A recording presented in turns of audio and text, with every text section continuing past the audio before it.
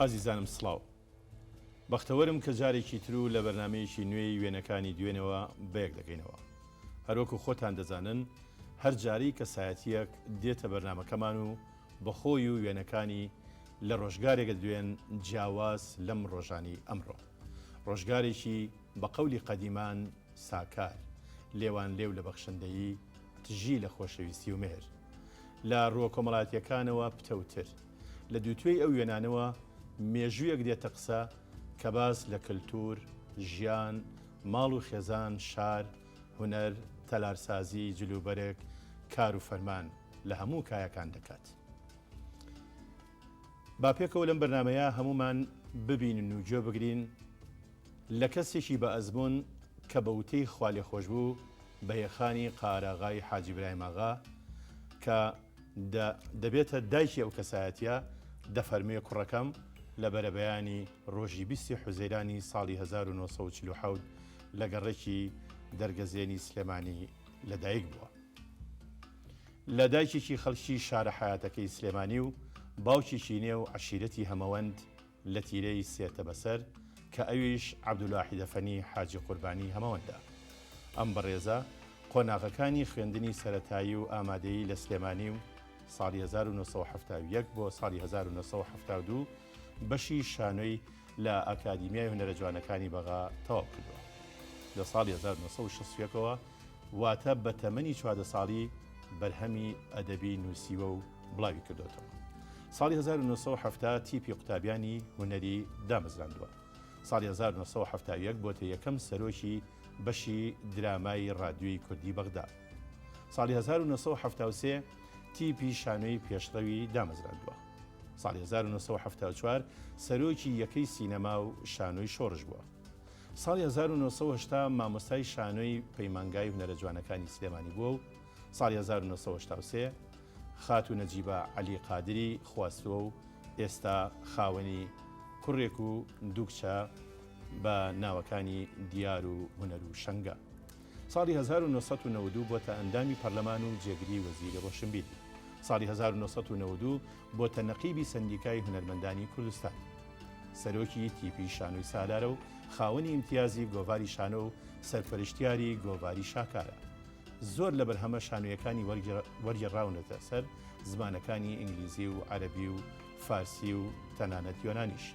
خاوەنی 12 خەڵاتی هونەریە لە دەرەوە و ناوەی هەرێمی کوردستان. زیاتر لە 30 شانۆیی نووسیوە و 27 بەرهەمی چاپکرا و 31 کاری دەرهێنانی هەیە. خاوەنی 19 کاری نواندنی شانۆ و 7 کاری درامای تەلەڤیزۆنی و 9 کاری سینەمایی و 4 کاری درامای ڕادیۆییە. کۆی گشتی بەرهەمەکانی زیاترن لە 200 بەرهەم. ئەم بەڕێزە مامۆستای هونەرمەند مامۆستا ئاحمەد سالارە و بەناوی ئێوە و بەناوی بەرنامەکەمانەوە پێ ئەڵێن مامۆستا خەرمان بەرەکەت و بەخێراتنە دەکەین. سپاسانەکەم سپاس بە تایبەتی بۆ ئەم بابەتە کە وێنە ساتەکانی ژیان ئەپارێزیە ژیان ئەڕوا و لە بیرە چییە زەینی مرۆڤیش ناتوانانی هەمووی بپارێزیە چکم کەشانی لە پیربوون گیر کرد ئەو ساتانەش ڕۆشن و نامێنەوە. حەز دەکەم یەک شت دایکی من ناجیەخانی قاراغای حاجی براییم ئاغایە نەک بەهێخان من داوای لە بەرنەکەم ناجیەخانی قادراخا. مامۆستا یەکێک لەو شتانی کە بەڕاستی سەرەتای بەرنامەکەەوە بە بابڵێندانی پیابنێم کە خەتای من بوو ئەوم دووبارە نەکردەوە کە ئەبواە وێنەیەشی تایبەتی دایکیشێ ئامادە بووە لەسەر ئەم مێزە بەڵام سەرەتا بەم ڕسمە دەست پێکەین. بەڵێ ئەم ڕسمە چیە؟ ئەو ڕسمە ئەوە دیاری بوو لە خاڵی باوکمەوە نووریبەجی محەممەدبەجی خەدربەجی کە باشی کاکە دلاوەر و کاکە ئازات و نەوزات و فەرهادەکە. ئەمە ساڵی 26 گیراوە. لەو ڕۆژانە ئەو تازە بووە بە بریکاری بەڕێوەبەری ناحیەی ماوەت بووە. ئەو بەرگە بریتە لە کەوا و سەڵتا کەواکەش قوماشی شیرداخە و چەفتەی سەری چەفتەی مەلەکیان پێ و کە لە سەردەمی شێخی نەمرا ئیتر باوی هات ئەوە گوڵنگەی گەورە و سوورمە چنیش بوو و دوو ئەوەنەی دوو جامانە دوو مشتی ئەبوو لەسەریان ئەکرد و فەقیانەشیان ئەبەست پشتێنەکانیشیان قەفقەف بوو چکۆم باوی ئەو جۆرە پشتێنانە نەبوو ئەوە تونگ و تۆڵ و جوانتر بوو هەروەها ئەو شیرداخەش لە شامەوە ئەهات پێڵاوەکانی دوورەڕوتان ئەویش پێڵاو بوو بە گەڵاسی دروستیانە کرد هەنێکی لە دەرەوەی وڵاتە هات هەنێکیش لە ناو شاری سلێمانیا وەستاباشی هەبوو بۆ دروستکردنی پێڵاو یعنی ئێستا لە سلێمانی ئێمە بیرمانە عەبدوڵڵا زوهری ڕەحمەتی کاکە حسێنی مامە ڕەشا ئەوەی شێبوو لەوانەی لە ئاسیی لەندەنا دروستیە کرد ئەو جلانە تایبەتمەندیەکی بۆ ئەو سەردەمەی خۆی هەیە جگە لەوە باوکیشم زۆر حەزی لە سواری ئەکرد و لە تفەنگچێتی وە خۆشی خوێنەواریی تەواوی خوێنە بوو بە تایبەتی هینی ئەوەی کە مەکتەبی ئەو وەختە کرابوو و ئاینی و لە هەمان کەدا زمانەکانی فارسی تورکی عەرەبی تیانە سەر و زمانی کوردیەوە ئەتوانم مامۆستایەکی باش بوو. بەڵێ خۆی لە خۆش بێ درود بۆ ژیانی پاکی وەکو بزانی مامۆستا ساڵی چەند ناجیخانی هێناوە؟ دایکم فەرقی تەمەنیان هەبوو بەڵام لە 43 هێناوی ساڵی 1943 بەرهەمی ئەم هاوسەرگیریە بەڕێ دوو کچ و دوو کوڕ من و حاجی محەممەد سەرداری برام و جوانخان خوشکە گەورەمانە و لەگەڵ ژیانخان خوشکی بچووکمانە ئەمانەی لێبووتەوە ئینشا الحەمدوللا وەچیان لێکەوتوێتەوە تا مامۆستا جەنابنەوە بەرەی دایک و باوکی نەخێر من سێ هەمیانم سێمیانی ینی دوو خوشکەکەت یان خوشکەمە سەردار و پێش من بوو بەڵێ ئەوان پێش جەناب بوون ساڵی 1940 جەناب لە دایک بووی بەڵێ لە ڕۆژی 20 حوزەیران ڕۆژێ لەوە پێش 4 ئەفسەرەکە شەهید کران لە بەڵێ ئەوان لە 19 حوزەیرانی هاتون ئەم وێنەیە تایبەتمەندیەکیە تەمەنم نزیکی ساڵێک یا کەمترە ئەو کورسیە ئینگلیزی بووە ساڵی 1945 باوکم کڕیوێتی تا ئێستاش ماوە نەفەوتاوە دا ئەخرا و ئەکرایەوە لە پشتی منەوە تەختەبەنی هەر تەختەبەنیان پێ ئەووو بە پلیکانە سەرکەوتی سەکۆیە بوو چواردەوری هەبوو خێزانەکە هەمووی لەبیا ئەنووس لە هاوینە و ئەمە چواردەوریشی هەبوو لە شوێن هەبوو بە تایبەت بوو بۆ شەربە و مەرکانە و شوێن هەبوو بۆ ئینجانەی ڕێحانەیە گوڵیان لێدا ئەنا دەمەوە بەیان شنەبایەکی فێنکات بۆنیشی خۆشی بڵاوە کردەوە ئەمە ئەو وەختەش لە ماڵانە بۆی زیاتر فێنک بێ شوێنەکەی جاران خانووی جاران کە ئەهاتی کە ئەچوویتە ژوە ئەم لاولای دەرگاکە خواجە نشین هەبوو دوو شوێن وەکو سەکۆی بچووک دروستەکرا داڵان و داڵانەکەش سەکۆ بەم بەرەوبەر ئەچوویتە حەوشێ حەوزێکی گەورە دارەمی و بەسەریەوە کەپر حەوزێکی بچووشیش لەبەر دەمیا کاڵک و شووتیان تێکرد و میوە لە هەمان حەوشیا سەکۆیەکە بوو زۆر جار ئەو تەختەبەندی نووسنە ئەخرایە سەر سەکۆکە باشە مامۆستا کە سەرەتا ئاهاتنە ماڵەوە لە داڵانەکە بۆچی بۆ شوێنیانەوە خواجە نشین خواجە نشین دیارە کاتی خۆی خواجەنی ئەو کەسانەی کە لە پلێشی زانستی و پلێکی هینا خوێنەواری پیانەوتن وەکو چۆن میرزا خواجە دائەنیشت ئەوە بۆ خەڵکی ماڵی هەژار نەبوو ماڵی خەڵکانی کە دەتڕۆیشتون لە تەلارسازیەکەیانە ئەو ئەکرا ژێرزەمین و بڵێن چێشخانیان هەبوو پاشان شوێن هەبوو بۆ وڵاخیان تیا بەخێوە کرد چوم ئەو وەختە ئۆتۆمبیل نەبوو پێشتر خەڵکی ئەسپیان هەبوو و ئەسپیش لەو سەردەمانە ئەیان و ئەسب برای تەنگانەیە ڕاست سەرەتای مناڵی کە جەناب لە دایک بووی ماڵتان هەر لە دەرگەزێن لە گەڕێکی دەرگەزێن بوو لە پشت مزگەوتی دوو دەرگا کە ناوەکەیان ڕاست کردەوە ناویان نا مزگەوتی ئەربیلی خێرمەندێک ئەربیلی بووە ینی هەولێری بووە ئەو مزگەوتەی دروست کردووە مزگەوتی دوو دەرگا دوای ڕاپەڕین بەڵێ ناوەکەی کرایەوەی ئەربیلی ئێمە ئەچیتە ئەو دیۆ لەویا ماڵمان لەویا بووە ماڵی باپیرم و باپیرە گەورەم و ئەوانە هەر لە سەرەتاوە بەرامبەر مزگەوتی خانەقای مەولانە خالید لەو کۆڵانەی بەرامبەریا بوون سەر بەگەڕێژی دەرگەزێن بووە بەڵێ دەرگەزێن ئەم بەرەوە ئەوان سەر شەقام بوون بەڵێ مامۆستا هیچ ناوێک بەبێ مەڵامەت نهاتووە دەرگەزێن مەبەستیان چییە لە دەرگەزێن خۆی ناوەکە دەرگەزێڕینە ئەمە لە هەمەدان کاتی خەرچێکی زۆر لەوێ سەردەمێ بوو ناچار ڕەویان کرد و بەم دیوە هاتن شوێنێک لای هەمەدان پێڵێن دەرگەزێڕین وە ورکراوە بە دەرگەزێن ئەم دەرگەزێنە ئەو گەڕەکەی لێکەوتەوە لە شاری سلێمانی و لە هەمان کاتە لە بازیان لای تەیناڵ لەوێ دوو گوندەیە دەرگەزێنی هەمەوەن کە هینی مەحمۆفەنی هەمەوەن بوو و دەرگەزێنی شێخ بابە عەلی شێخ مەحموودی حەفید نزیکی یەکترین هەر بە ناوی ئەو دەرگەزێنەوە وەختی خۆی ئەمانش کە هاتوون ئەو دەرگەزێنیان بەیادی ئەوە هەر چۆن چەمچەماڵیشیان بەیادی ئەوێەوە ناوە ئەو هەمەوەنانەی کە ڕەویان کرد لێەوە مامۆستا ئەم وێنەیەش ئەگەر بتوانی سێریشی بکەین ئەمە لە هەڵەبجە گیراوە کە باوکم گواترایەوە بۆ ئەوێ ئەوە منم ئەوە خوشکە بچووکەکەمە ژیانخانی خوشکمە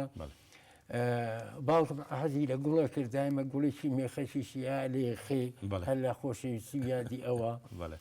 و پیاوێکی جوان و ڕێک و پێک بوو سەزان و ئەدەب دۆز بوو ئەو ڕسمە لە 54 و 5 ئەوانە گیراوە مامۆستا سەرەتایی لەکوێ خوێن سەرەتایی لە هەڵەبجە پاشان لەبێ مامۆستاکان ئەوەی بیری بێ مامۆسا عەزیز شاڵی خواری خۆش بوو بەڕێوەبەر بوو مامۆسا حەمەلاوەفەنی مامۆستان بووە مامۆسا عەلی شەونم عین شەونم مامۆستان بووە مامۆسا محەممە عارف برای خۆلی خۆش بوو برای مامۆسا حسێن عارفی چیرۆکنوسی گەورە مامۆستان بووە ئەوە هەنێ لە مامۆسا فەیسەڵەفەنی هەبوو خەڵکی سلێمانی بوو مامۆستان بووە وابزانم زەینم ئەوانەی هەرچەند زەینی مناڵی تیژە وا چەسپە بێ ناتوان لێ بستڕێتەوە ئەم وێنەیە ئەگەر باسیشی بکەین پێم وابێ سەری ئەو سەریان مامۆستا حەمەلاوە نەخێر ئەمە لە قوتابخانەی ئەیوبیە پۆلی چواری سەرەتاییم ئەم وێنەیە ئەوە من ئەوەم کە تەوقع ئەەکەم لەگەڵ هەر بخینەوە ئێرە بۆی نێرانی عەزیز کاکە بەکر برای کاکە عومەر مامی گۆرانە ئازیزە ئۆغر کردووەکە جوانە مەرگ مامی ئەوە شەهید بوو ئەوەی کە تابلۆی پۆلی چوارەکەی بەدەستەوەی کاکە ئەحمەد ئەندازیار بوو خەڵکی ئابڵاغ بوو کوڕێک بوو نمونەی ڕەوشت ئەوە شەهید کرا مامۆستا پێم وابێ ئەمەیان جەنابەتی ئەوە منم بەڕێ و حەزی شەکەم بزانن لەو ناوانە ڕۆژێکە سەیرم کرد ئەتوانم بڵێم نیوەیان شەهید بوون لەسەر ڕێبازی کوردایەتی درود بۆ جانی پاشی ئەوانش ئەو وێنەیە بەڵێ اینجا چوویتە قۆناغی ناوەندی هەر لە ناوەندی لە سانەوی سلێمانی بەڵێ سانەوی سلێمانی چکم نزیک ماڵی ئێمە بوو و جگە لەوە نزیکی ماڵی ئێمە ئەوە یاریگایەکە بوو لە سلێمانی هەر تەنها ئەوە بوو یاریگای سلێمانی بوو لەبەرەوە مناڵی چوارباغ هەر هەمووی هەواداری فوتبۆڵیان بوون منی شێکێ بووم لەوانەی کەواتە ئەم وێنەی هی ڕۆژگارێ بەڵێ ئەو وێنەیە ئەنجا ئێمە چەندی پێکمان هەبوو لەگەڵ کاکەریمی وەسا عومەر ئاسنگەر یادی بەخێر کاکوالی و لەگەڵ کاکە ئەسعەدی برای کۆمەڵێ لەو برادەرانە تیپمان هەبوو جەمالی حاجی عوسمان شەهید بوو کۆمەڵێک ڕێگە ناوەکان ئێستا نێتەوە ئەمە لەگەڵ عەلی زۆرابی ڕەحمەتیە تیپمان هەبوو دوایە تیپیان تیپی ئاری بوو کە هیچێ بوو لە تیپە باشەکان هەر گەڕەکە تیپی خۆی هەبوو بڵێن ئەزمر هەبوو کانێسکان هەیەیان بوو هەر گەڕەکە تیپی خۆی هەبوو ئێمەش ئەو تیپی گەڕەکەکەی خۆمان بووین چوارباغ مامۆستا تۆ لە کوێی گۆڕەپانە یاری دەکرد من لە گۆڕەپانی سەرەتا لە ئامادەی کردوم ئامادەی سلێمانی بەستم گۆڕەپانی یاریە لە پێشە من لە هێرشبەران بووم ژمارە 8 یاری ئەکرد هەر لەسەر ئارەزووی کاری وەرزش لەوەچی ئەو خولیایە و ئەو ئارەزووە لەگەڵ بوون تا گەورە بوو بێ بۆیە ئالێرەشە ئەمە ساڵانێکی زۆر دواترە لەگەڵ هەندێک لە هونەرمەندان پێم وابێ یاریە لە نێوان هونەرمەندان و ئەو وەختە تیپێکمان پێچێنە سەرەتا ساڵی 1970 بوو تیپی هونەرمەندان ئەو وەختە پتر کۆمەڵی هونەر وێژەی کوردی بوو یاریمان کرد لەگەڵ خانەنشینانە کۆمەڵێ بوون مامۆسا عەلی جوڵا مامۆسا حەمەد سیدیق مامۆسا عەبدولی حەمەد جوان ببورن کاکە حیکمەتیندی ژمارەیەکی زۆر یاریمان کرد لەگەڵیان دۆڕانمان حەو گۆڵیان لێ کردین پاش 7 ساڵ ئەوان حەوتیان چوو بوونە شوێنی حەقیان بەداخەوە یاریمان کردەوە. مامۆستا لە ماڵەوە وەرزشەکەی ئێستاش تا ئەو ئەخیرە ئەم کرد ئێستا بەهۆی تۆزێ ناساغیەوە ڕەنگە نەتوانم بەیانیان زوو هەڵەسام سعات 5 و 6 نێوەرزشی زۆر گران نا بۆ هۆی ئەبێ بجوڵەی خاستن تۆ ئەکتەری ئەبێ هەمیشە وەرزشەوانێکی بەردەوام و ئەو جارش بە هەمان شێوە حەو گۆڵیان لێ کردین ئەوە بەداخەوە کەیان بینم ئەوەی تەنیشتم کاکە ئاراسی تەیبی بەقاڵ ئەو برینی لە دڵما قەت ساڕێژنێ بێ کاکە تاقەلیل ئەوانەوە کاکەمەران ئەمە کاکە ئاراسی تەیبی بەڵێ کاکە ئەمەی حاجی حەملان پیاوێکی شیرین لە گەزەوەکەی شیرین تر بوو بڕوا بەڵێ ڕاستە فەرمی مامۆستا ئەم وێنەیە ئەمان باتەوە ناوکو چۆ کۆڵانەکانی شار پێم وابێ لێ تەمەنی هەر 14 ساڵ 12 ساڵ لەو هینایە بەرامبەری مزگەوتی گەورە لەو بەرەوە باڵەخانەیەکە بوو لە خوارەوە وێنەگر بوو بۆ وێنەگرتنی تایبەتیە چووتە سەربانە و گرت شارەکەی لێوە دیار بۆی ببێ بە باگراوندێ بۆ وێنەکە مزگەوتی گەورە ئەوەی کە دیارە لە وێنەیە ئەوە شار ئەو وەختە ئەوە نەبووە سەرەکەی دیارە بەڵێ ئەمەش هەر وێنەی تەمەنی هەرزەکاریە بەس حەزم لە یاری وەرزشە کرد لە جگەلەوە یاری ئاسنیشە کرد من هەموو یاریەکانمە کرد بۆیە لە هیچ سەرکەوتوو نەبوو. باشە مامۆستا گەر یارمەتیم بەی ئەمەوە ناوبڕێک وەربگرم بە یارمەتی خۆت ئەزیزانم ناوبڕێک و دێنەوە لاتە.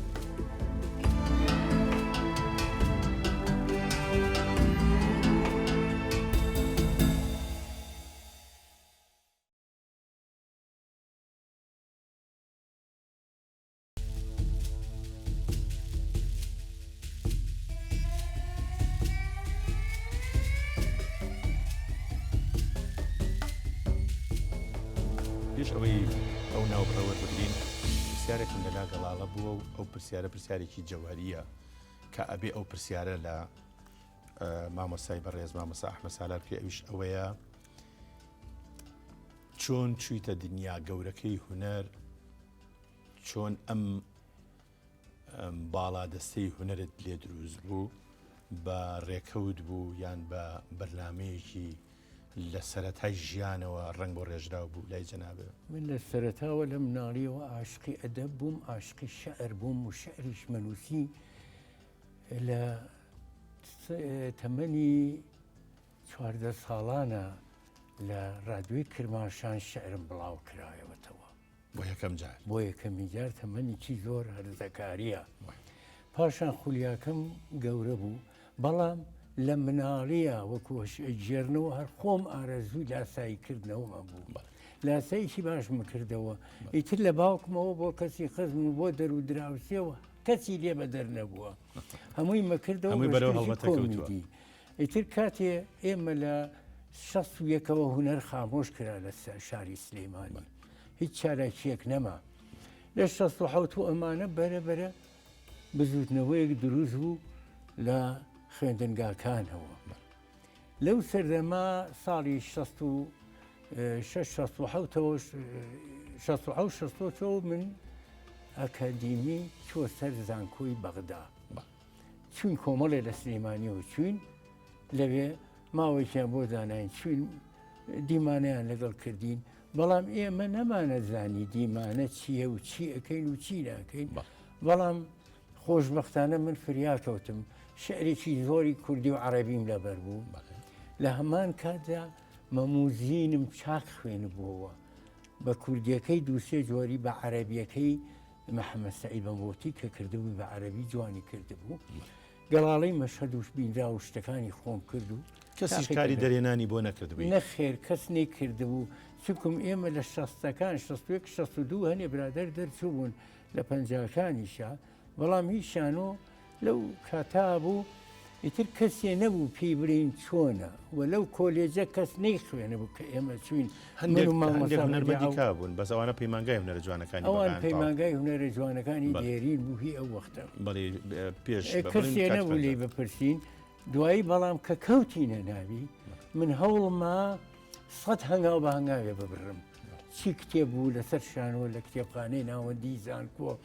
هەموو ئەوانە هەوڵما مەشقێکی زۆرم ئەکرد و عەرەبیەکە بەلای ئێمە و فۆنۆتیکی زۆر گران بوو گاڵتەیان پێکردین وام لێ هاو من بووم بە وتاربێژ بە زبانی عەرەبی یعنی ئەوەنە هەوڵما ئەو ناتەواوی خۆم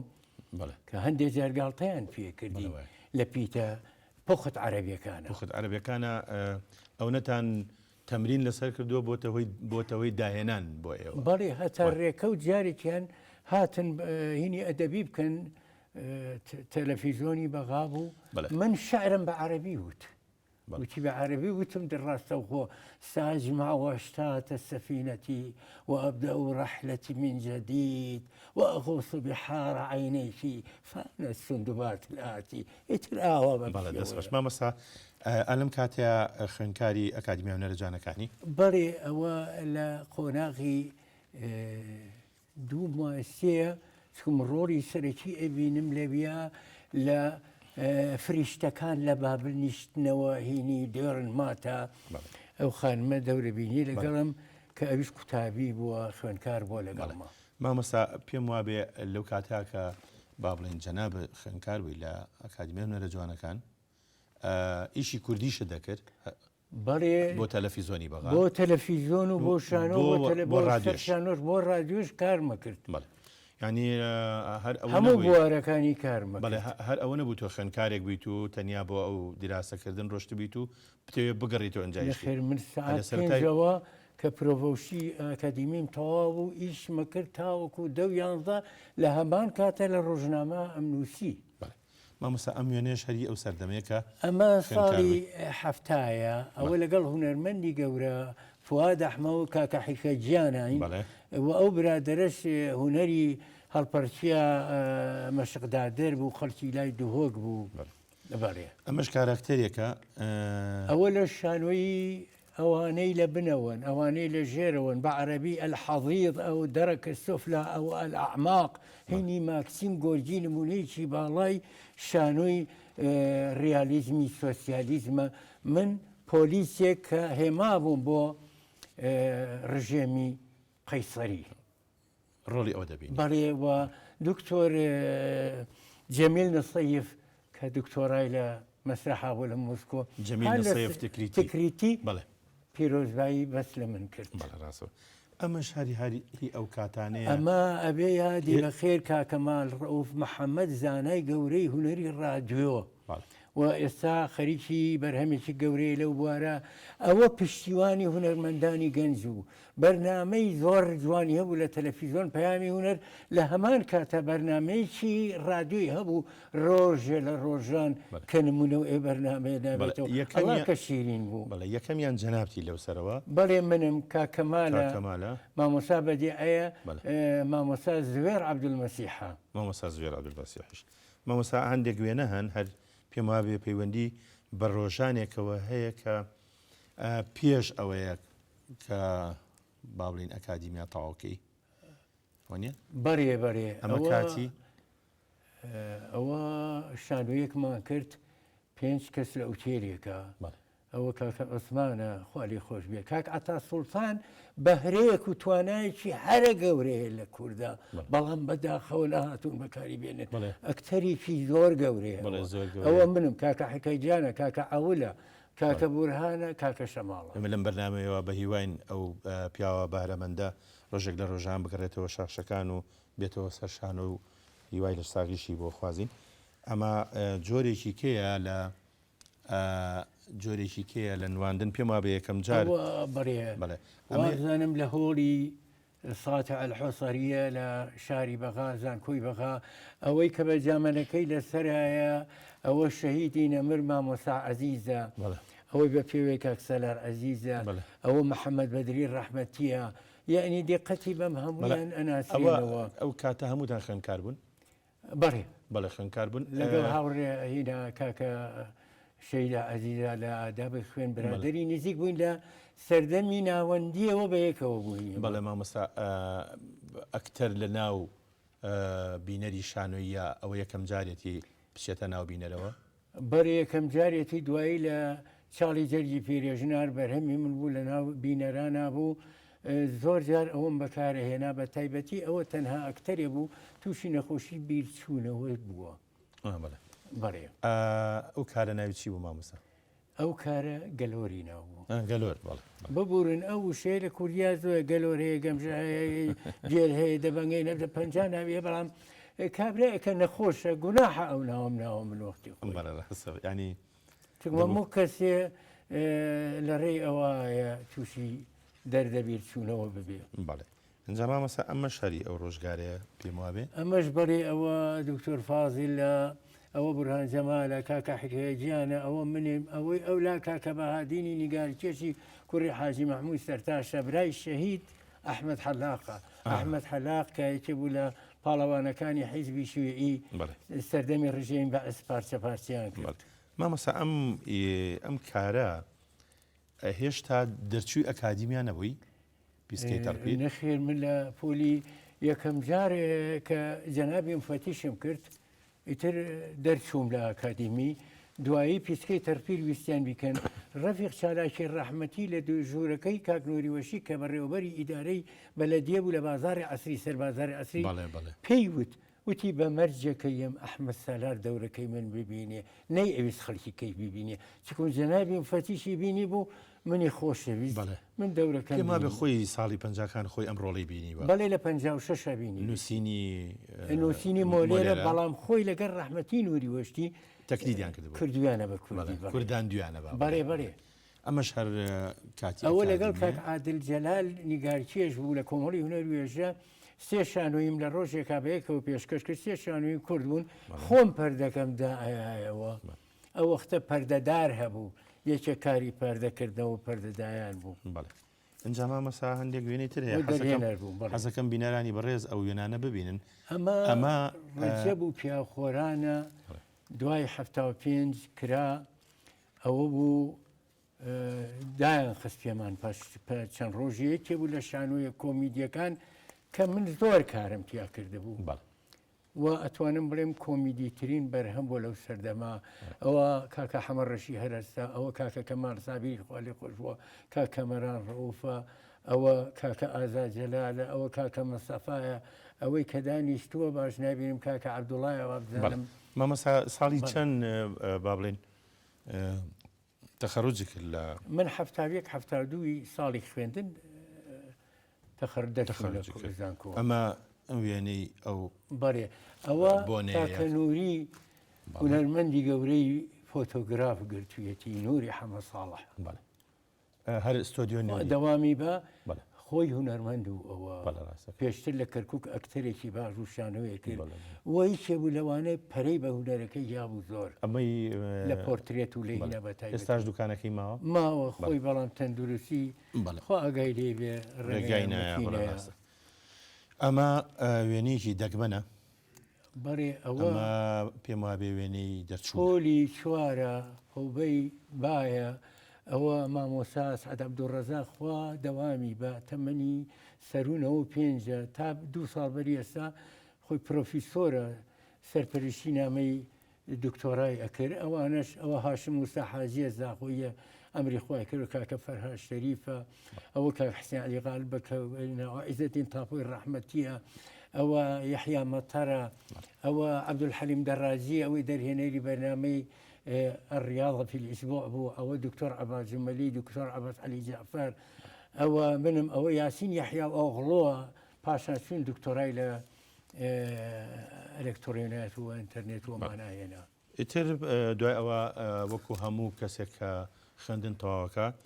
چیتە خزمەتی ئەو کاتە سەربازی و پاشان بووی بە مامۆستا. بەڵێبوو بە مامۆستا پاشان شەڕ لەسی پێ کردەوە ئەوە بوو تیپە هوەریەکان دوای فستیڤال یەکەمی هوەری کوردی چوونە دەرەوە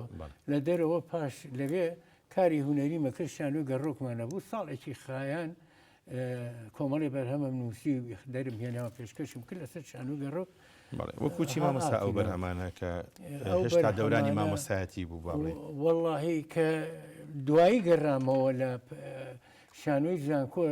سەرۆکی زانکۆ نردی بە دوامە نەچوومەوە بۆ مامۆستایی. دکتۆر تاریق ئەمادی پیاوێکی نیشتمان پەروەر بوو.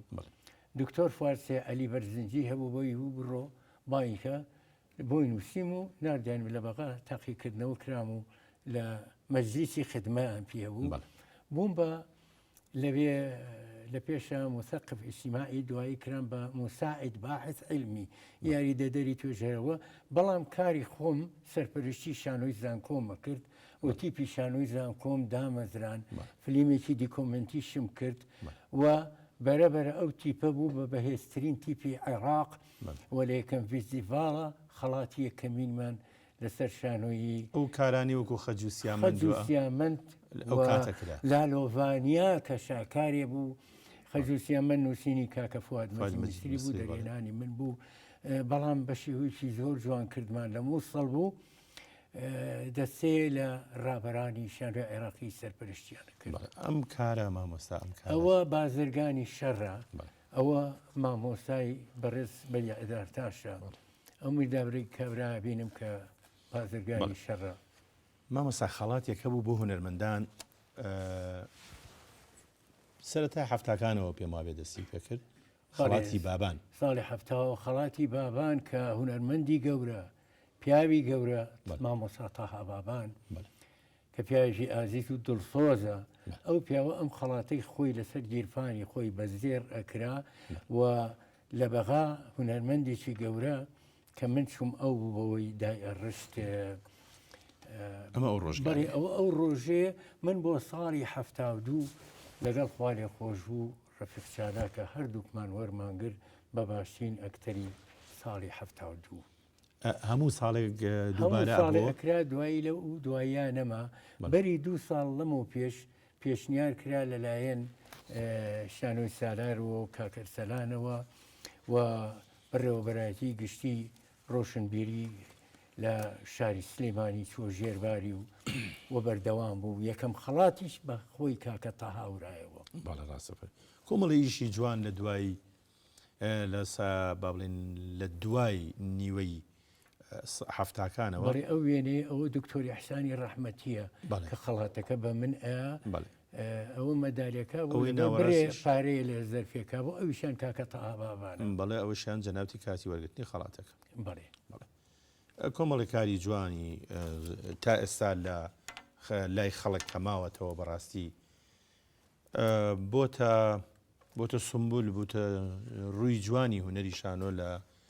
هەرێمی کوردستانە ئەو کارانەیە کە ساڵانی هەفتاکان و تاوەکو نزیکی هەشتاکان ئیشتان تیا کردووە. یەکێک لەوانە مەسەلەن خولە چەخماخە چەخماخە شتێکی ئەتوانم بڵێم میلی بوو کۆمیدی بوو نزیک بوو لە باری ژیانەوە لەگەلەوە ئەکتەرەکانیش خۆی چەند ئەکتەرێ بوون ئەیانتوانی تێکستەکە زیاتر بەرەو هین برن. ئەو بابەتە پێشتر لە شانۆی جیهانیا باس کراوە وەکو لە جەنابی مفەتیش یا مفەتیشی گشتی گۆگۆڵ بەڵام ئەم شتێکی کوردی و جوانیش بەڵێ مامۆستا ئەمەش هەر بەرهەمی ئەو کاتەی تیپی زانکۆی سلێمانی ئەوە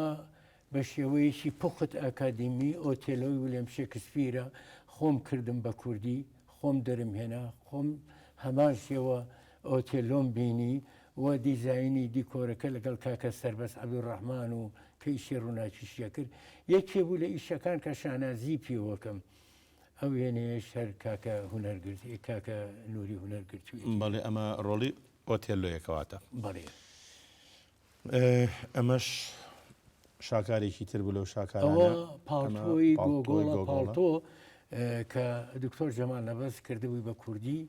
و کاکەمال ئامادەی کردبوو من ڕۆڵی سەرەکی مەبینی ئەوە لەگەڵ کاکە عوسمانی خوالی خۆش بووە دەوری متەسەڕیفی ئەبینی بەڵێ وابوو مامۆستا دنیای سینەماش دنیایەکی جوان و دنیایەک کە ئاوێتەیە بە هوەر و پێڵەن هوەری حوتەم سەرەتا چۆن لەگەڵ سینەما کارێکتۆ دەرچووی شانۆی بەڕێ سینەما حەزم دێکرد کە منجان لە ساڵی هەفتاویەکە زکاک زۆر عەبدولمەسیح فلیمێکی بچووکی کرد لە بەغا هەر من دەورەکەمە بینی بەتەنیا لەسەر شارع سعدون هەتا تیا بوو ئەکەوێ ئەمرێت گوڵێکی پێی گوڵەکە کەوتە ژێر پێی ئەمرێ خەڵکێکی زۆر کۆبوونەوە پۆلیس پیا بوو بە شەڕەشەق ڕامان کرد دوایی بەرێ وەختی خۆی فلیمی بەرەو خۆرم کردووە لە شۆڕشی لولا ئەوەڵ فلیم بۆ کە کراوە لەو مێژوە دوای فلیمەکە تیا چوو داگیر کرا دوای ئەو یەکەم سیناریۆ بە زمانی سینەما لە هەشتاوسیا من لە گۆڤاری کاروانە نووسیمە بەر لە سپێدا مامۆستا ئەمە لالۆکەریمە یان بەڵێ ئەوە لالۆکەریمە من ئامادەم کردبوو دەرم هێنا بوو چیرۆکی مامۆستا جەمال نەبەزە هەتا نەتوانرا ناوی ئەویان پێلا بردین ئەوە خانمێ بۆ ڕووناخانی ناو لە کۆلێجی ئەدەبیات بەشی کوردی ئەی خوێن جل و بەرگ و دیکۆرەکان خۆم کردبووم هەمووی یەکێ بوو لەو ئیشانەی سینەمامان بەکارهێنا هونەرمەندێکی زۆر گەورەی موسڵاوی تارق فاضل جارۆ شەریف هونەرمەندێکی شەریف ئەوە دەریهێنا زۆر خزمەتی کردین بەڵێ مامۆستا ئەم وێنەیە ئەم وێنەیە هی ڕۆژگاری بەڕێ ئەوە سینەمایە لەگەڵ مامۆستا بەدی ئەدارتاشە لەسەر ئەشکەوتان فلیمی نێرگز بووکی کوردستانە دەرهێنانی مامۆستا جعفەر عەلی و چیرۆک و ژینی کاکە حەمە فەریق حەسەنە بەڵێ هەر لەسەر سینەما ئەمەش بەڕێ ئەوە یەکێکی زۆر پڕیادگار یەکەم فلیمی ڤیدیۆ لە مێژووی کوردا بە هین کرا بە سیستەمی نوێ کرا ئەو فلیمە بوو کە ئەوە بۆ بیندیاوێکی پێویستم پێ بوو ئەو کاکە ئارازی جوانەمە کاکە ئەحمەد شەماڵە ئەوە منم فلیمی خەوخۆشە ئەوە کاکە عەباسە خوا ئینشەڵا شیفای بە کاک عەباس ئەبوو شوارێب ئەوانە بەشدار بوون ئەوە بەڵێ بە تایبەتی بیندیاوی تیا بوو گۆرانی لە خلالی لە ماوەی یەک سەعاتە من دیکۆرەکەم دروست کرد لە بارەگای تیپ لەوێ و وێنەمان گرت و یەکەم یادگاری ئەو پیاوە بوو کە بە کامێرە وێنەی گیرە من جاری تریش بردبووم بۆ کەرکووک بەڵام دیارە ئیشەکە سەری نەگرت جارێکیش کردم بەڵام بەداخەوە هەندێک کەس لە شاری سلێمانیەوە چوو بوون ئەو کەسە کە ئێستا نەرخێزداین و قەدرگرانە نەیان هێچە گۆرانی لێبووێتەوە بەڵێ مامۆستاکیان ئێمەمانەوە جارە ناوبڕێکی کە وەربگرین بە یارمەتی ئەزیزانم ناوبڕێک و دێنە وڵاتان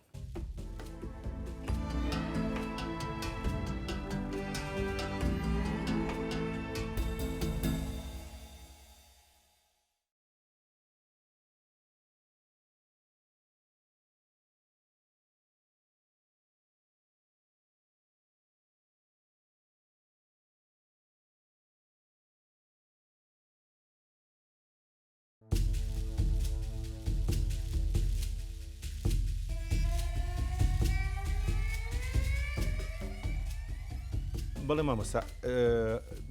ئێمە باسی شانۆمان کرد باسی سینەماشمان کرد ئەم خۆشە ئەم وێنەیەش یادگارێکی خۆشن کەسایەتی زۆر دیاری تایە بەڵێ ئەوە خۆ لێ خۆشبوو سیروان بەرخیە هونەرمەند کاکە حەمە ڕەزا کەرکوچی بۆ ئەمریکا خاڵە جەلالە کاک جەلال عەزیزە بیترنایەت ئەوە خۆمم کاک مؤەیەدە برامەسیحەکان کاکە ولیمی حەنایە کاک شەماڵ ساحیبە عەزیز شەعلانە مۆسیقارێکی گەورەیە لە زەمەنی مەلیک فاروق مۆسیقاری ویلات بووە ئەوە هاتن سرودی زانکۆیە کە شعری کاکە شێرکۆیە ئاوازی کاکەنوەر قەراغیە و بە بەشداری دووبارە ئەیان کردەوە جۆقی مۆسیقای جێشوەمانە بەڵام ئەو کابرایە من هەروە چوو بووم منی هەڵبژار وتی دەنگی تۆ زۆر باشە بە هەر چێنتم با بە گۆرانی بێژێ من وتینا منی دانا سرودەکە دەنگی منی تایە سەدفێکی خۆش بە مامەستا ئەمە چیرۆکی ئەم چەند عەلاجینە و پاکردنەوە و نازانم چییە؟ کەریممان ئەکرد ئەوە لە بنی شانۆکە شوێنێ بوو چامان لێنا منیش پشوێ بۆ هاتمە خوارەوە چام بۆ خۆم و بۆ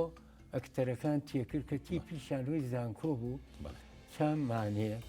دا لە خۆشەویستیا وێنەیان گرتە بوو. مامۆستا هەر من ئاگادارم لە دەمێکەیە تۆ خولیای چات هەیە زۆر حەزت لە چا بوو ئەو کاتەش زیاتر دیژ لەمەشتا خوارد. بەڵێ دیژ لەمە بەخوار ئێستا سەر بەردەوامم بەڵام کە هاوین هاو گەرمە بە سەهۆڵی خۆمەوە چۆن ئەوە هەموو لەشمە بێتە ئارەقا لە تاوە یەک پەرداخی گەورەی ئەوە نەم هەیە لە لەنگە بۆیان کردی بوو پڕ یەکەم لە سەهۆڵ و چایەکەیتی بەڵێ ئەوەش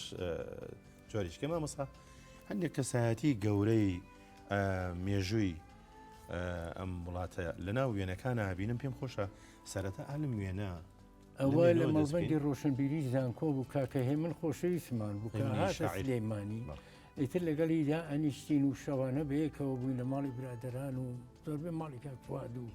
ئیتر هونەرمەندی مۆسیقا و گۆرانی بێژ کاکە حەمەی نێرگز و برادەران و دا ئەنیشتین شەومانە بردە سەر کاکەریم کابان و زۆر هۆگری ئێمە بوو ئێمە شۆگری ئەو بووین ئەو وێنەیە لەوێ گیراوە ساڵی هەفتا و حەوتەوە بدا بەڵێ ئەو کاتە دیارە ئەوش بە شارەکانی ئەو مەجلیسی زیاتر ڕازاندۆتەوە بەڵێ بەڵێ ڕاست ئەوسا ئەم وێنەیە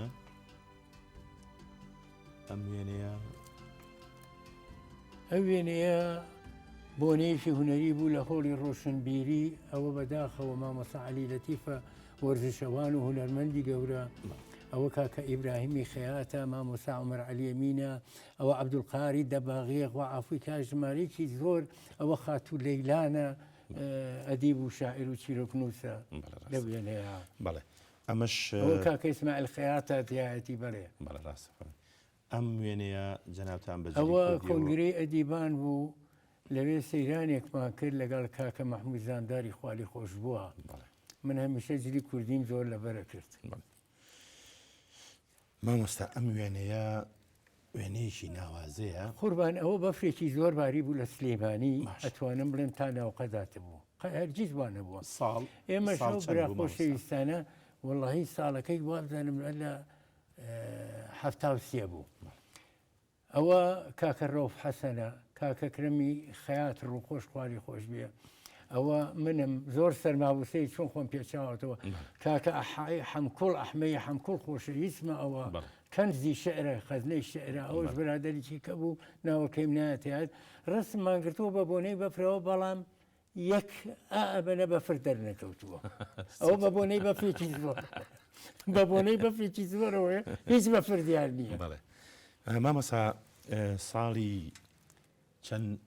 نەجیبەخانە خواست؟ 83 ساڵی 1983 ئەتوانین باسیشی ئەم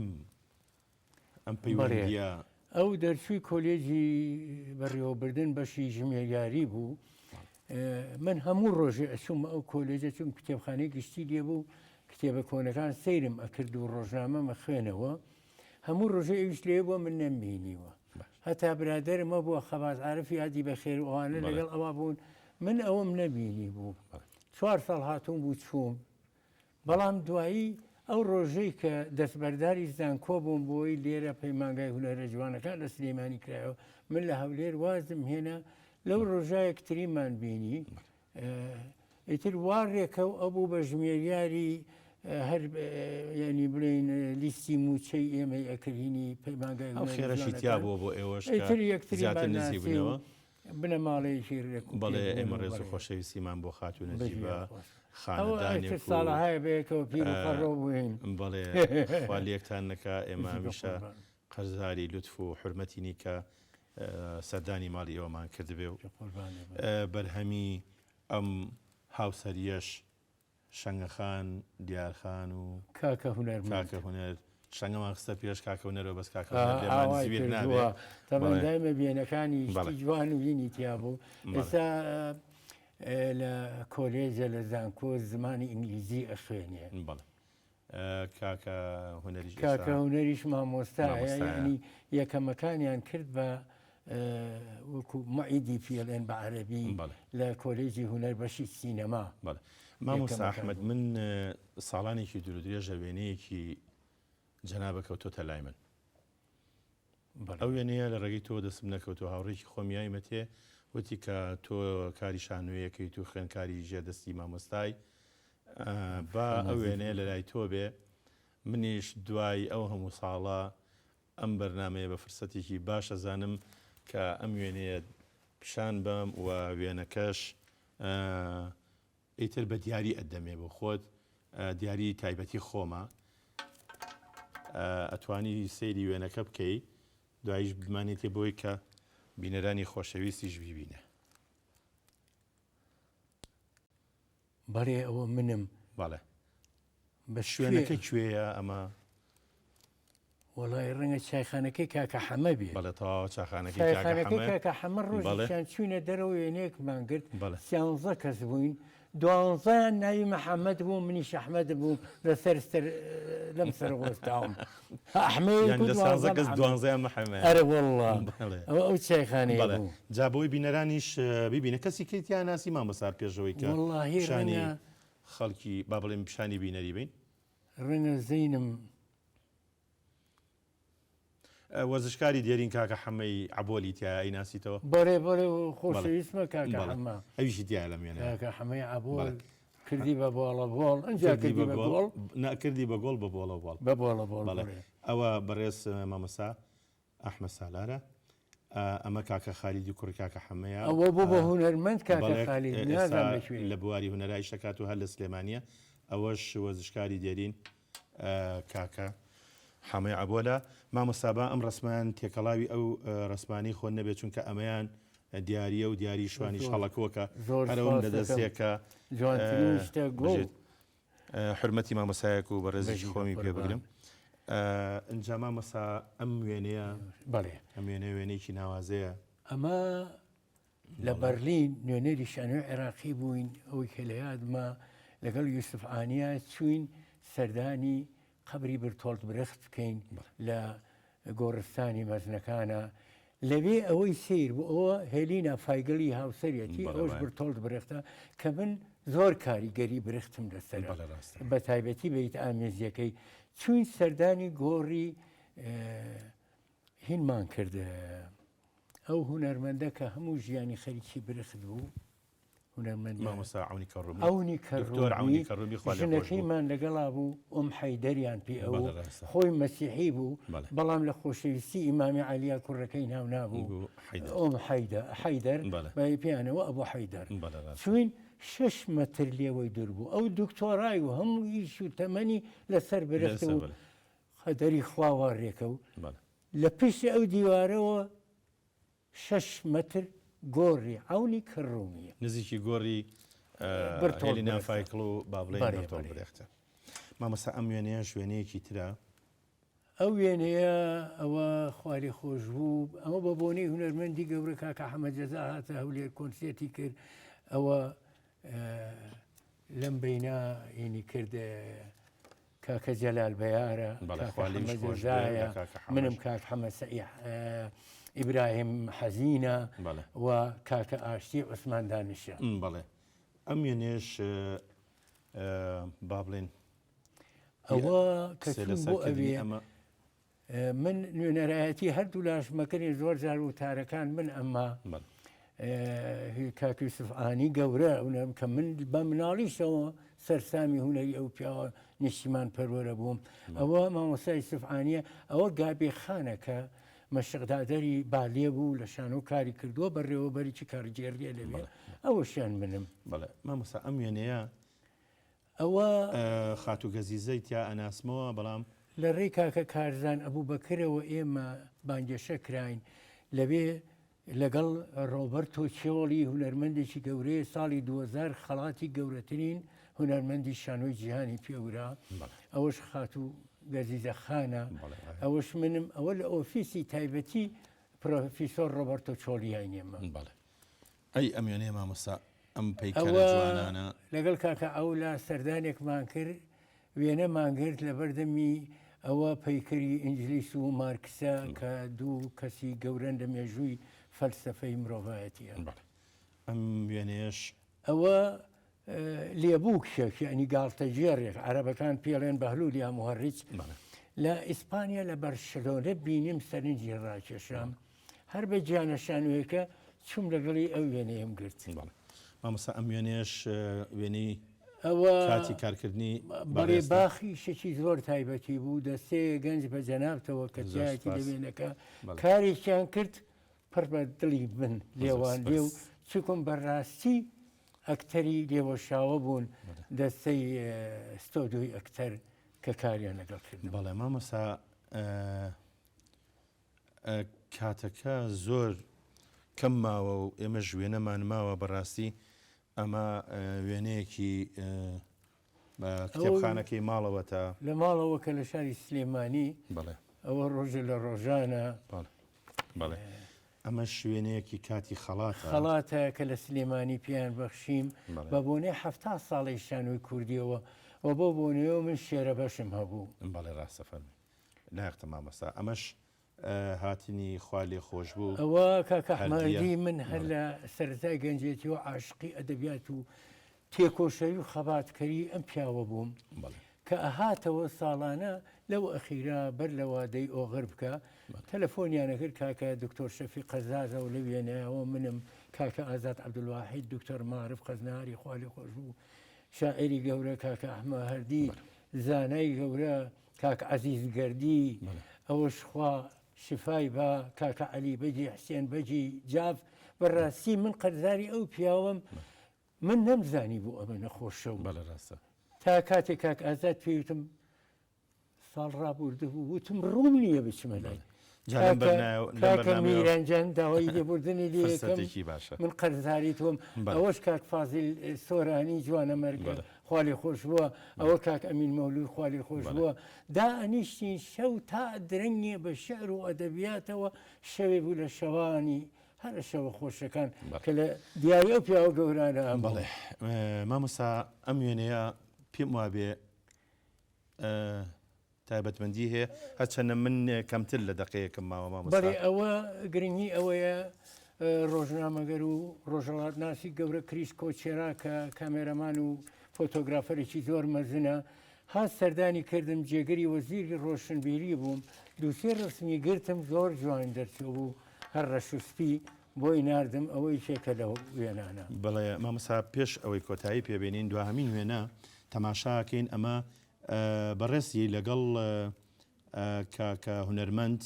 کە ناسراوە بە هونەر پێم وابێ خۆی لە ڕاستیان ناوی هونەرمەندە بەس هونەری ئەحمەد سالار بەڵام هونەر ئەحمەد سالار ئەنووسێ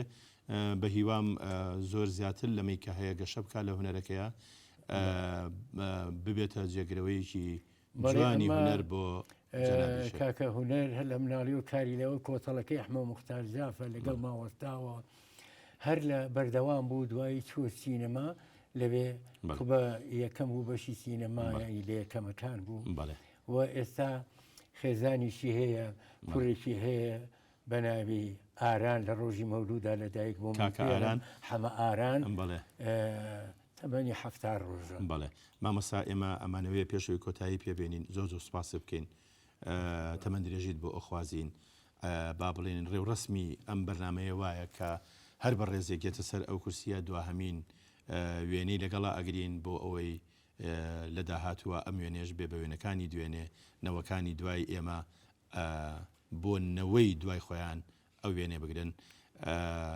بینەرانی بەڕێز و خۆشەویست جاریش کەش بە مامۆستا ئەحمەد سالار ئەڵێنەوە خەرمان بەرەکەت بە هیوای لەش ساغی بۆ بەڕێزی و ئێوەش بە ئاسوودەی ئەسپێرم خواتان لەگەڵ.